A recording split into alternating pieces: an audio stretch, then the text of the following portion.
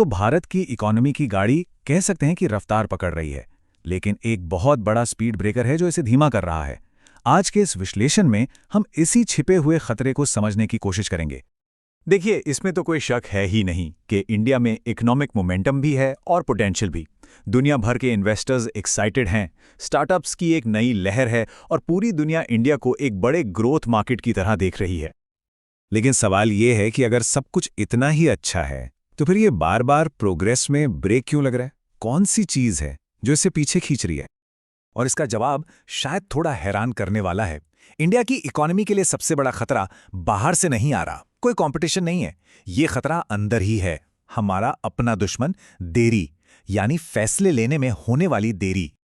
तो चलिए इस प्रॉब्लम की जड़ तक चलते हैं। इसे ना एक बहुत बड़े बॉटलनेक की तरह समझिए, एक ऐसा एडमिनिस्ट्रेटिव जैम जहां फाइलें, अप्रूवल और जरूरी फैसले महीनों, कभी-कभी तो सालों तक अटके रह जाते हैं। वैसे इस प्रॉब्लम का एक फॉर्मल नाम भी है, डिसीजन पैरालिसिस, मतलब फैसले ना ले पाने की एक तरह की लाचारी।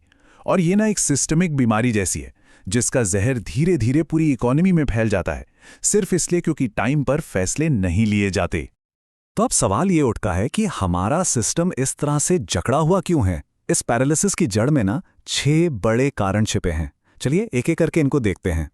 पहला और शायद सबसे बड़ा कारण है हमारा अनाउंसमेंट कल्चर। सरकारें बड़े बड़े ऐलान करने में, हैशटैग ट्रेंड कराने में और प्रेस कॉन्फ्रेंस करने में तो माहिर होती हैं, लेकिन उन घोषणाओं को जमीन पर उतारने के लिए जो असली मेहनत लगती है, मतलब डिपार्टमेंट्स के बीच कोऑर्डिनेशन, काम की निगरानी और अफसरों की जवाबदेही तय करना, वो सब अक्सर सुर्खियों के शोर में कहीं खो जाता है। और यहीं से एक बहुत ही खतरनाक साइकिल शुरू हो जाता है। होता क्या है कि अफसरों को डर लगता है कि अगर उन्होंने कोई फैसला लिया तो कल को कोई जांच ना बैठ जाए। तो उनके लिए सबसे सेफ रास्ता क्या बचता है? कुछ मत करो, बस फाइल को आगे बढ़ा दो। और नतीजा, फाइलें धूल खाती रहती हैं और देश की तरक्की वहीं की वहीं रुक जाती है। और ये प्रॉब्लम और भी बड़ी इसलिए हो जाती है क्योंकि सरकारी देरी के लिए किसी को कोई कीमत नहीं चुकानी पड़ती। आप सोचिए, अगर कोई प्राइवेट कंपनी अपने प्रोजेक्ट में बस कुछ महीने की देरी कर दे तो वो दिवालिया तक हो सकती है, लेकिन अगर कोई मंत्रालय सालों की देरी कर दे तो किसी की कोई जवाबदेही नहीं है।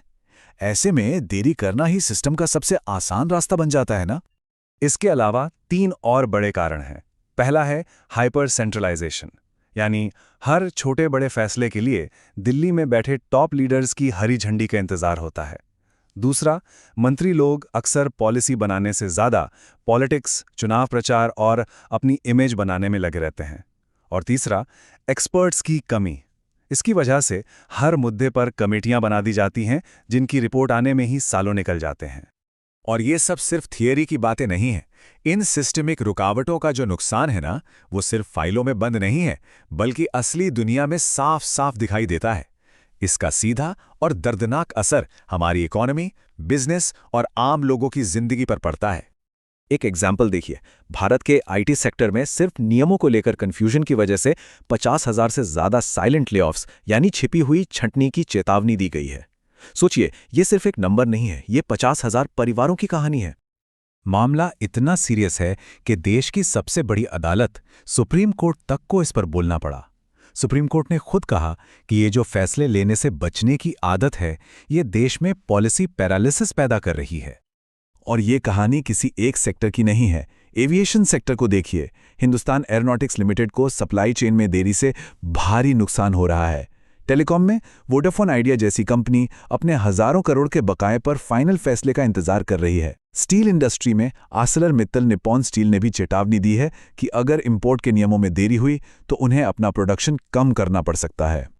तो असली बात यह है कि ये सिर्फ बिजनेस न्यूज़ या कुछ नंबर्स नहीं है।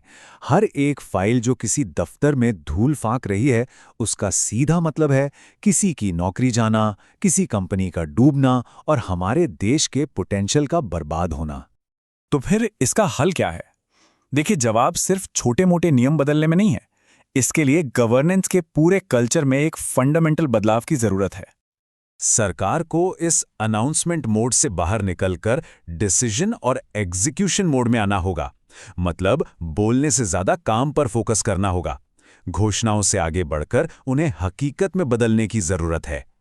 तो आखिर में एक ज़रूरी सवाल हमें खुद से पूछना होगा। जब किसी सिस्टम में काम को टालना या देरी करना ही सबसे आसान और सेफ ऑप्शन बन जाए, तो इसकी असली कीमत कौन चुकाता है? जवाब बिल्कुल साफ है। कंपनियां, लोगों की नौकरियां और आखिर में हमारे देश का भविष्य।